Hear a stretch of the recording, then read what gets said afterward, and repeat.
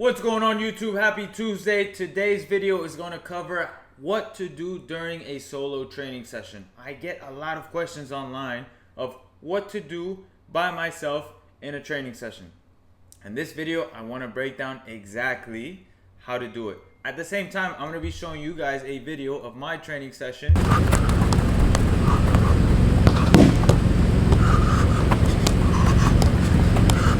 that I did a couple years back that I just came across and I really want to show you. So the first thing, as you can see here in my graphic, is number one, you got to warm up. You got to get the body active. You got to get the body activated. This is going to take about 10 minutes. What I want to do here is dynamic stretches, opening up the gate, closing the gate, kick out forwards, floor sweeps, mobility work, opening up the hips, light jog. You can do a light jog around the field, activation exercises, leg bridges, squat holds, lunge holds, whatever it is that you need to do for your body to warm up.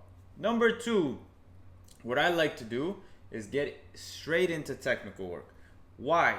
Well, we're there obviously to train football, to play football. I want it to be fun. I want to touch the ball. I don't like going to training sessions where you're just running all the time and then 40 minutes in, then you touch the ball for the first time. No.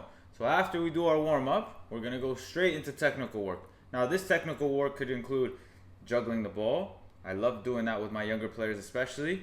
Dribbling in a straight line, change of directions, dribbling in zigzag, dribbling with different pace changes.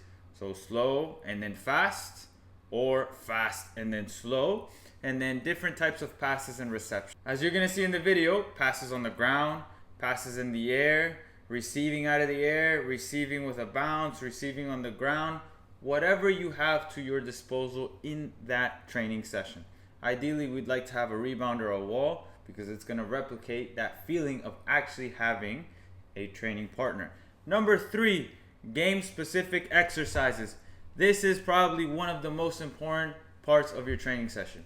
Whatever position you are, you want to work on specific movements that you're going to be making in the actual match. For example, if you're a striker, work on taking a touch inside the box and finishing bottom corner. You do that on the right side, left side.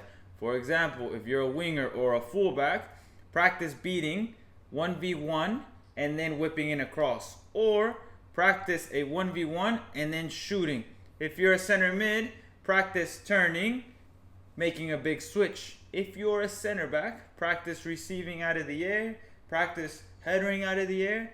Whatever the case may be for your position, that's what you need to do. Especially if you reflect and you realize that there's some things that I can do better, that's what you should be working on during these training sessions.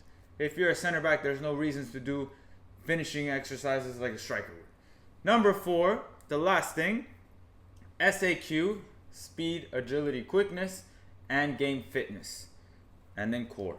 So you can choose one of these to do. This is how I like to end my training sessions, whether it be a little bit of quickness, so change of direction inside the cones, accelerating, decelerating in these areas, core work, planks, sit-ups, side planks, Copenhagen planks, and then game fitness. If you need to work on your fitness, if you're not fit enough, if you can't last 90 minutes, then this is a good time to work on that fitness.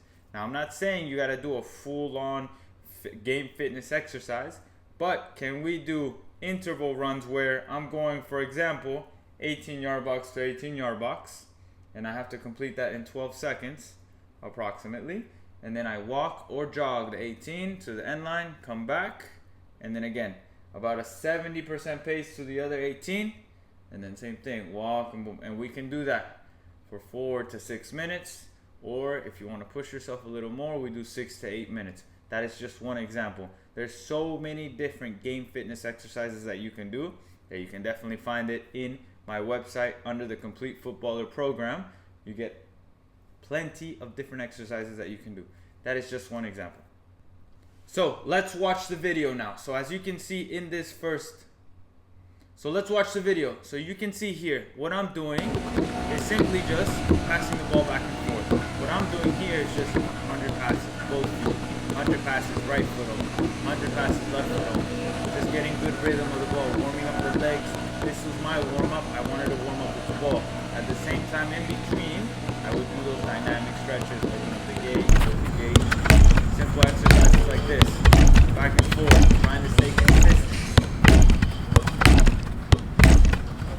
Now I will say the only thing I don't like about how I'm doing these passes is I'm just hopping all the time. I'm hopping, staying on my toes, but when I make connection with the ball, my body should be firm on the ground, making good connections, not hopping like this. A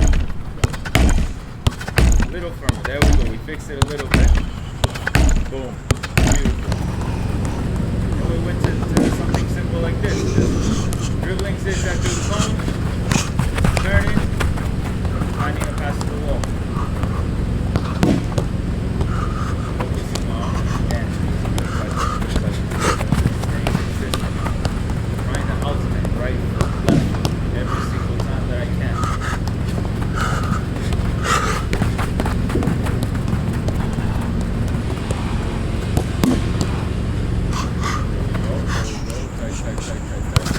So here, my main thing is we want to get to a point where you can do it consistently for an extended period of time.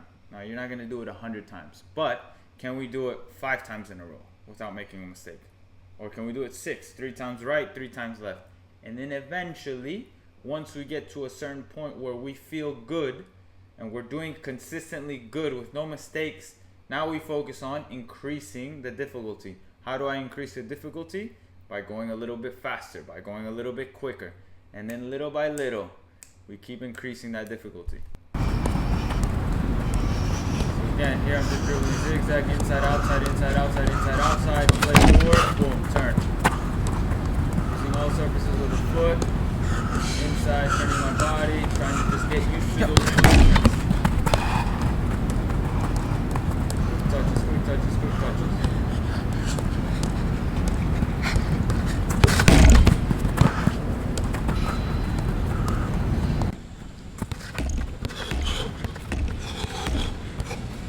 Here I moved on to a little agility exercise where I just combine with the ball. 4 passes, 1, 2, 3, 4. Leave it, boom. Quick change, quick zigzag, zigzag, zigzag, zigzag, and then come back. And we just did that over and over. And you start to feel it, right? You start to feel it. Here I made a mistake, but we keep going. It doesn't matter. Done. And then we went to passes, reception, different types of reception out of the air, and then just simply dribbling around a cone. And then we just did that over and over and over. If I'm not mistaken, I think I did 10 reps, and just trying to focus on bringing the ball down the chest, keeping it close, keeping it tight. Left foot, right foot, turning to my right, turning to my left. My left foot are clear, so obviously I'm going to prefer my left, but there's no rules. When you're a solo training session, there's no rules. You do whatever feels comfortable there, right? After we've mastered a certain technique, then we can do whatever we want. But these are the simple exercises that I would do when I would go to the field and nobody's there. You can see nobody's there, so I'm by myself. Exercise like this. I made a mistake, we continue, we go again. Then I will finish with a little bit of fitness. So it's just a little zigzag run, change of direction, get to the cone, track back.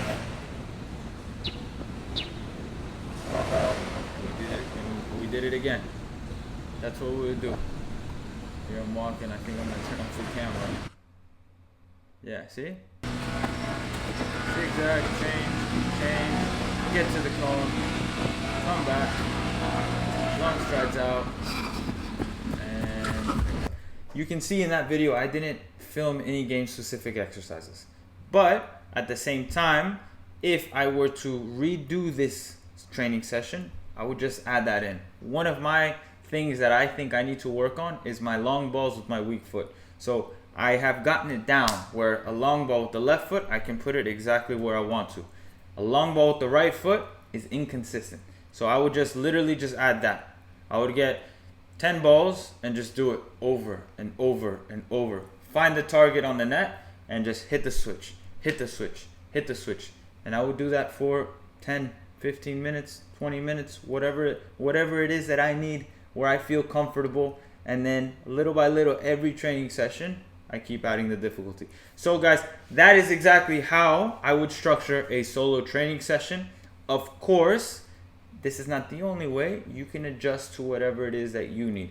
Everything is specific to you. Remember, there's no right way to do it. This is just a good foundation to do it. You're hitting all different elements of the game when you do it in this particular manner. Good warm-up, technical work, game-specific exercises, and then of course speed, agility, quickness, game fitness, and continuously getting that core nice and strong. As always guys, please like, comment, and subscribe to this channel. If you want to see anything else, comment below and we'll make that video next.